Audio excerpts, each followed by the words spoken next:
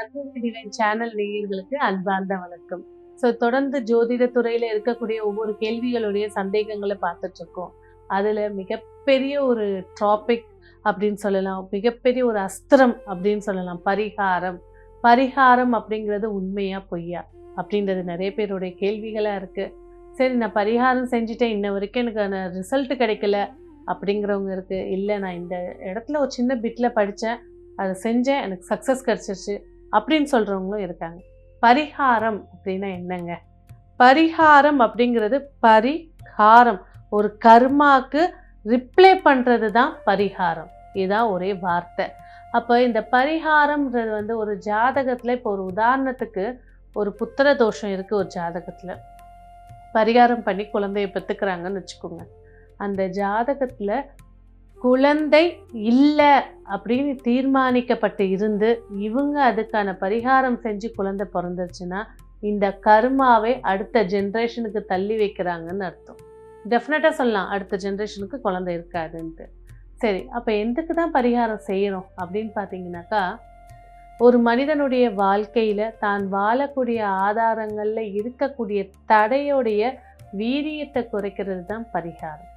அப்போ பரிகாரம் செஞ்சால் எல்லாம் ஜெயிச்சிடலான்னா, எல்லாரும் ஒரு சின்ன பரிகாரம் சொல்லி உலகத்தையே ஆண்டரலாம், கோடி கோடியாக பணத்தை எடுத்துக்கலாம், இஷ்டப்படி வாழலாமே. கர்மாப்படி தீர்மானிக்கப்பட்டதை தான் உங்களால் தொட முடியும்.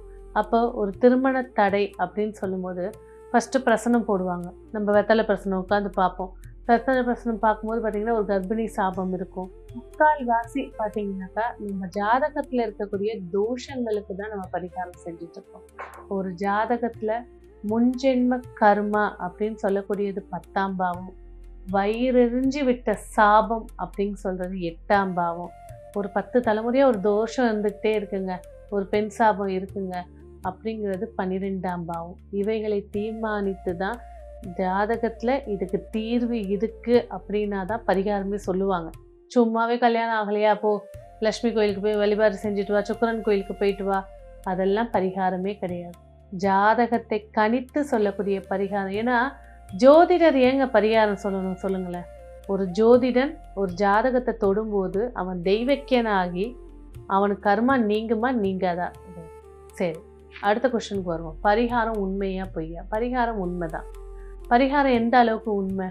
உங்கள் வாழ்க்கையில் இருக்கக்கூடிய பிரச்சனையோட வால்யூமை ஸ்லோ பண்ணுறதுக்கு தான் அது ஹெல்ப் பண்ணுமே தவிர தீர்வு கொடுக்காது.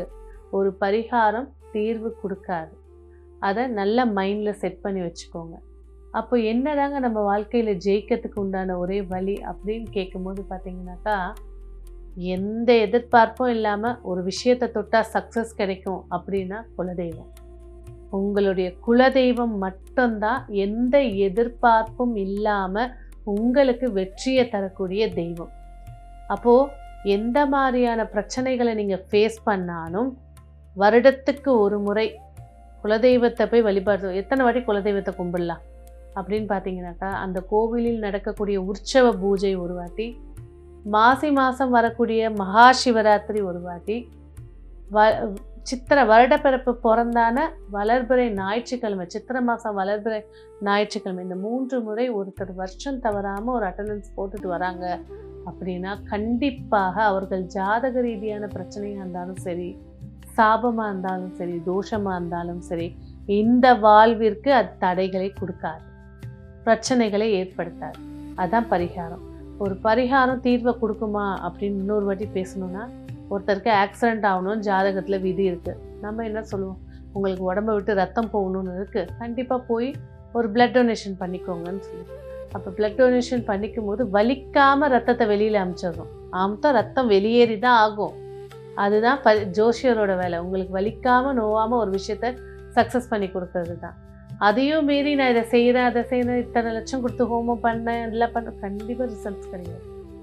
ஜோதிடத்தில் இன்னொரு வித பரிகாரம் செய்யக்கூடிய கிரகத்தை செவ்வாய் பார்த்துச்சுன்னா கர்மாவை அனுபவிச்சே ஆகணும், ஒன்றுமே பண்ண முடியாது. அப்போ என்ன செய்யணுங்க? குலதெய்வத்தை சரணாகதி அடைகிறது தான் ஒரே தீர்வு.